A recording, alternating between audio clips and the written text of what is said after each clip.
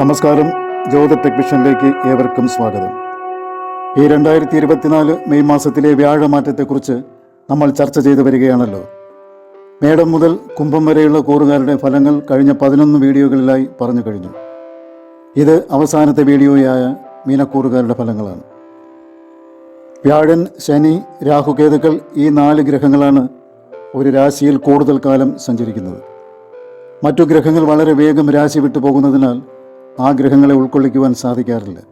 എങ്കിലും ഈ ഗ്രഹങ്ങൾക്കും നമ്മുടെ നിത്യജീവിതത്തെ സ്വാധീനിക്കുവാനുള്ള കഴിവുണ്ട്. നമ്മൾ ഒരു ഗ്രഹത്തിൻ്റെ ഫലം മാത്രമായിട്ട് പറയുമ്പോൾ അതിൻ്റെ മാത്രം ഗുണങ്ങളും ദോഷങ്ങളും ആണ് പറയുന്നത്. പുരാതനമായ ഗ്രന്ഥങ്ങളിൽ നിന്നും ഗുരുജനങ്ങളിൽ നിന്നും ലഭിച്ച അറിവുകളും പിന്നെ നമുക്ക് ചുറ്റുമുള്ള ആൾക്കാരുടെ മുൻകാല അനുഭവങ്ങളെയും വിലയിരുത്തിക്കൊണ്ടുള്ള ഒരു ഫലചിന്തനമാണ് നടത്തുന്നത്. പലർക്കും ഇത് അനുഭവത്തിൽ വരുന്നതായും കാണാറുണ്ട്. ഒരു ഗ്രഹം ഇപ്പോൾ ദോഷമാണ് തരുന്നത് എന്ന് പറയുമ്പോൾ അതാരിലും ഒരു ഭയം ജനിപ്പിക്കുവാൻ വേണ്ടിയിട്ടല്ല, മറിച്ച് അല്പം കൂടി ജാഗ്രത പാലിക്കുവാനുള്ള ഒരു മുന്നറിയിപ്പാണത്. ആ സമയത്ത് നമ്മൾ അല്പം കരുതലോടുകൂടിയും ശ്രദ്ധയോടുകൂടിയും മുന്നോട്ട് പോയാൽ വലിയ പരിക്കുകൾ കൂടാതെ രക്ഷപ്പെട്ടു പോകാനാകും. ചില കാര്യങ്ങൾ അല്പം കടുപ്പിച്ച് പറയുന്നത് പ്രേക്ഷകർ ആ വിഷയത്തിൽ അല്പം കൂടുതൽ ശ്രദ്ധ കൊടുക്കുവാൻ വേണ്ടിയിട്ടാണ്. അക്കാര്യങ്ങൾ മയത്തിൽ പറഞ്ഞാൽ ആരും അതിനത്ര പ്രാധാന്യം കൊടുക്കാറില്ല. അവർ വേണ്ട മുൻകരുതലുകൾ എടുക്കാറുമില്ല. അതുകൊണ്ടാണ് ചില കാര്യങ്ങൾ ഊന്നിപ്പറയാൻ കാരണം. ചില കാര്യങ്ങൾ പറയുമ്പോൾ പലരുടെയും മനസ്സ് വേദനിച്ചിട്ടുണ്ടാകും. അതൊന്നും മനഃപൂർവ്വമല്ലെന്ന് മനസ്സിലാക്കണം. ആരുടെയെങ്കിലും മനസ്സിന് വേദന തോന്നിയിട്ടുണ്ടെങ്കിൽ ക്ഷമയും ചോദിക്കുന്നു. ഇന്ന് നമ്മൾ മീനക്കൂറുകാരുടെ വ്യാഴമാറ്റത്തിൻ്റെ ഫലങ്ങളെക്കുറിച്ചാണല്ലോ പരിശോധിച്ചുകൊണ്ടിരിക്കുന്നത്. മീനക്കൂറിലെ നക്ഷത്രങ്ങളാണ് പൂരുരുട്ടാതി നക്ഷത്രത്തിൻ്റെ 4ാം പാദവും ഉത്രട്ടാതിയും രേവതിയും. ഇവരുടെ 2ൽ സഞ്ചരിച്ചു കൊണ്ടിരുന്ന വ്യാഴമാണ് ഇപ്പോൾ 3ാം ഭാവത്തിലേക്ക് വരുന്നത്. ഈ കഴിഞ്ഞ ഒരു വർഷം ഈ കൂറുകാരുടെ 2ാമത്തെ ഭാവത്തിൽ കൂടിയായിരുന്നു വ്യാഴൻ സഞ്ചരിച്ചു കൊണ്ടിരുന്നത്. 2ാമത്തെ ഭാവം നമ്മുടെ ധനത്തിൻ്റെ ഭാവമാണ്, വിദ്യയുടെ ഭാവമാണ്, നമ്മുടെ കുടുംബത്തിൻ്റെ എല്ലാം ഭാവവുമാണ്. ഈ ഭാവത്തിൽ വ്യാഴൻ സഞ്ചരിച്ചിരുന്ന കാലം നിങ്ങൾക്ക് അത്യാവശ്യം സാമ്പത്തിക നേട്ടങ്ങളും കുടുംബ സൗഖ്യവും വിദ്യാഭ്യാസപരമായ നേട്ടങ്ങളും ഒക്കെ ലഭിക്കേണ്ടതുമായിരുന്നു. ജാതകത്തിൽ അനുകൂലമായ ഗ്രഹനിലയും അതിനനുസരിച്ച് അനുകൂലമായ ദശയും അപകാരവും ഒക്കെ നടന്നുകൊണ്ടിരുന്നവർക്ക് ഗുണപരമായ ഫലങ്ങൾ തന്നെയായിരുന്നു വ്യാഴൻ കൊടുത്തുകൊണ്ടിരുന്നത്. എന്നാൽ ഇടയ്ക്കൊക്കെ ചില തടസ്സങ്ങളും ബുദ്ധിമുട്ടുകളും ഉണ്ടാക്കിയത് 12ലെ ശനിയാണ്. കാരണം ഈ കൂറുകാർക്കിപ്പോൾ 7ര ശനിക്കാലമാണ്. നമ്മൾ ഏർപ്പെടുന്ന കാര്യങ്ങളിൽ തടസ്സം, സാമ്പത്തികമായ നഷ്ടങ്ങൾ, രോഗങ്ങൾ, അലച്ചിലുകൾ, താമസിക്കുന്ന സ്ഥലത്തു നിന്നോ ജോലി ചെയ്യുന്ന സ്ഥലത്തു നിന്നോ ഉള്ള ഒരു മാറ്റം, ഉദ്യോഗത്തിൽ തരം താഴ്ത്തപ്പെടുക, മറ്റുള്ളവരിൽ നിന്നും മനസ്സിന് ദുഃഖങ്ങൾ ഉണ്ടാകുന്ന അനുഭവങ്ങൾ ഉണ്ടാവുക, മുൻകോപം, ആശുപത്രിവാസം തുടങ്ങിയ നിരവധി കാര്യങ്ങൾ 7ര ശനിക്കാലത്ത് ഒരു വ്യക്തിക്ക് അനുഭവിക്കേണ്ടതായി വരുന്നു. വ്യാഴൻ അനുകൂല സ്ഥാനത്ത് നിന്നിരുന്നതിനാൽ വലിയ ബുദ്ധിമുട്ടുകളില്ലാതെ ആ കാലവും കടന്നുപോയി. എന്നാൽ ഇപ്പോൾ വ്യാഴൻ 3ലേക്ക് പോവുകയാണ് ചെയ്യുന്നത്. 3, 6, 8, 12 എന്നീ ഭാവങ്ങൾ വ്യാഴൻ അത്ര അനുകൂലമായ സ്ഥാനങ്ങളല്ല. അത് വ്യാഴനെ സംബന്ധിച്ച് മറഞ്ഞ ഭാവമാണ്. ഇവിടെ വ്യാഴൻ വരുമ്പോൾ നമുക്കുണ്ടായിരുന്ന ഈശ്വരാനുഗ്രഹം കുറയുകയാണ് ചെയ്യുന്നത്. 3ലെ വ്യാഴം നമുക്ക് കുറച്ച് ബുദ്ധിമുട്ടുകൾ നൽകുന്നു. എന്നാൽ 100% ബുദ്ധിമുട്ടുകളുമല്ല, കുറച്ച് നല്ല ഫലങ്ങളും ഈ വ്യാഴൻ തരുന്നതാണ്. നമുക്ക് വിശദമായ ഒരു വിശകലനത്തിലേക്ക് പോകാം. ഇപ്പോൾ നമ്മുടെ 3ാമത്തെ രാശിയിലേക്ക് വരുന്ന വ്യാഴത്തിൻ്റെ ദൃഷ്ടി നമ്മുടെ 7, 9, 11 എന്നീ ഭാവങ്ങളിൽ പതിയുകയാണ്. 3ാം ഭാവം എന്ന് പറയുന്നത് നമ്മുടെ മാനസികവും ശാരീരികവുമായ ആരോഗ്യത്തെയാണ് സൂചിപ്പിക്കുന്നത്. ഏതു കാര്യമായാലും ഒരു കൈ നോക്കാം എന്നൊരു ചിന്ത ഈ കാലഘട്ടത്തിൽ നമ്മിലുണ്ടാകുന്നു. നമ്മുടെ ആത്മവിശ്വാസം വളരെയേറെ വർദ്ധിക്കുന്ന കാലമാണിത്. അതിനാൽ എല്ലാ കാര്യങ്ങളിലും ഒരു നിയന്ത്രണം പാലിക്കുക. ഇപ്പോൾ വീണ്ടും വിചാരമില്ലാതെ പല കാര്യങ്ങളും ചെയ്യുവാനുള്ള ഒരു പ്രേരണ വ്യാഴൻ നിങ്ങൾക്ക് തരുന്നതാണ്. അതിനാൽ അബദ്ധങ്ങളിൽ ചെന്ന് ചാടാതിരിക്കുവാൻ ശ്രദ്ധിക്കുക. 3ാം ഭാവം സൂചിപ്പിക്കുന്നത് നമ്മുടെ സഹോദരങ്ങളെയാണ്. സഹോദരങ്ങൾ എന്ന് പറയുമ്പോൾ 3ാം ഭാവം നമ്മുടെ ഇളയ സഹോദരങ്ങളെയും 11ാം ഭാവം മുതിർന്ന സഹോദരങ്ങളെയുമാണ് സൂചിപ്പിക്കുന്നത്. വ്യാഴൻ 3ൽ വരുമ്പോൾ ഇളയ സഹോദരങ്ങൾക്ക് അനുകൂലമായ ഒരു സാഹചര്യം ഉണ്ടാകുന്നു. അതുപോലെ 11ലേക്ക് വ്യാഴൻ ദൃഷ്ടി ചെയ്യുമ്പോൾ നമ്മുടെ മുതിർന്ന സഹോദരങ്ങൾക്കും നല്ല അനുഭവങ്ങൾ തന്നെ ഉണ്ടാകുന്നു. വ്യാഴൻ്റെ ദൃഷ്ടി 7ൽ പതിയുമ്പോൾ അത് വിവാഹ കാര്യങ്ങൾക്ക് അനുകൂലമായ ഫലങ്ങൾ കൊണ്ടുതരുന്നതാണ്. വിവാഹ ആലോചനകൾ നടന്നുകൊണ്ടിരിക്കുന്നവർക്ക് അനുയോജ്യമായ ഒരു ബന്ധം ഒത്തുകിട്ടുവാൻ സാധിക്കുന്നു. എങ്കിലും വ്യാഴൻ 3ൽ നിൽക്കുമ്പോൾ നമ്മുടെ ദൈവാധീനം കുറയുകയാണ് ചെയ്യുന്നത്. അപ്പോൾ ഒരു വിവാഹ ബന്ധത്തിൽ ഏർപ്പെടുമ്പോൾ നന്നായിട്ട് അന്വേഷിച്ചതിന് ശേഷം മാത്രമേ തീരുമാനങ്ങൾ എടുക്കാൻ പാടുള്ളൂ. സോഷ്യൽ മീഡിയ, അക്കൗണ്ടൻസി, നിയമം, ഇലക്ട്രോണിക്സ്, ബാങ്കിംഗ് മേഖലകൾ ഇവിടെയൊക്കെ തൊഴിൽ ചെയ്യുന്നവർക്ക് തൊഴിലിൽ ഉയർച്ചയും അതുവഴി ഒരു സാമ്പത്തിക നേട്ടവും ലഭിക്കുന്നു. പാട്ട് പാടുന്നവർക്കും കായിക മേഖലകളിൽ പ്രവർത്തിക്കുന്നവർക്കും ഇത് അനുകൂലമായ കാലഘട്ടമായിരിക്കും.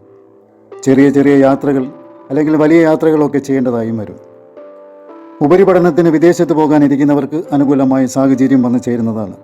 നിങ്ങളുടെ ജാതകത്തിൽ അങ്ങനെ ഒരു പ്രോമിസ് ഉണ്ടോ എന്നും ഇപ്പോൾ നടക്കുന്ന ദശയും അപകാരവും അനുകൂലമാണോ എന്ന് നോക്കിയിട്ടേ അതിന് മുതിരാവൂ.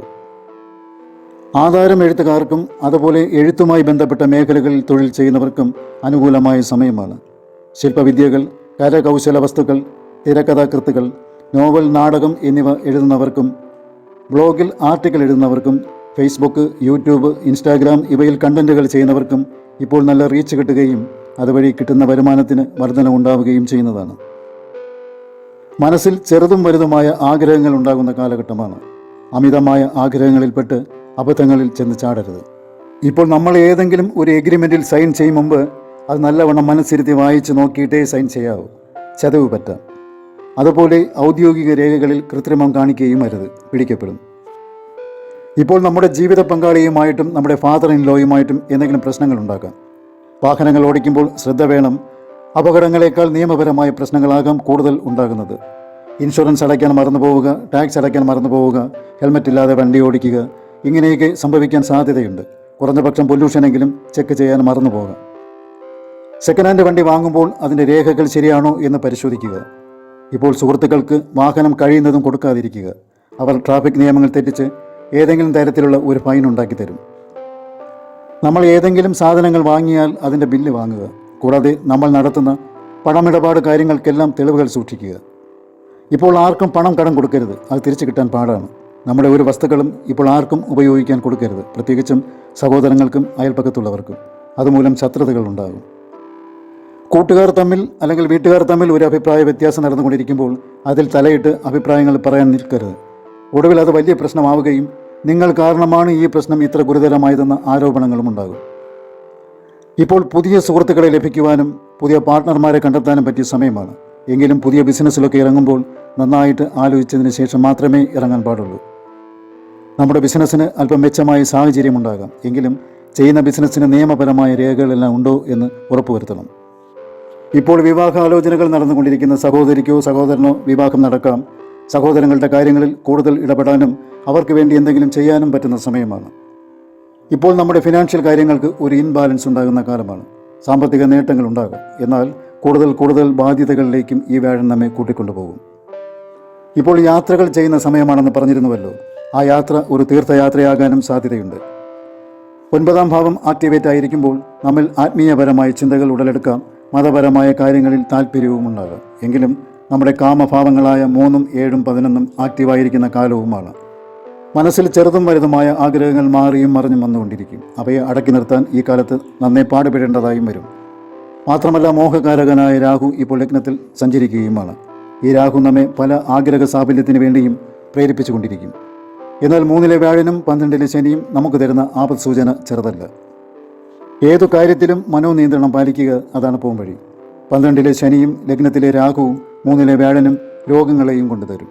ആരോഗ്യകാര്യങ്ങളിലും ഒരു ശ്രദ്ധ കൊടുക്കണം. അപ്പോൾ ഇത്രയുമാണ് മീനക്കൂറുകാരുടെ 2024 മെയ് മാസത്തിലെ വ്യാഴമാറ്റത്തിൻ്റെ പ്രസക്തമായ ഭാഗങ്ങൾ. ഇനിയും പറയാൻ പലതും വിട്ടുപോയിട്ടുണ്ടെന്നറിയാം, ക്ഷമിക്കുക.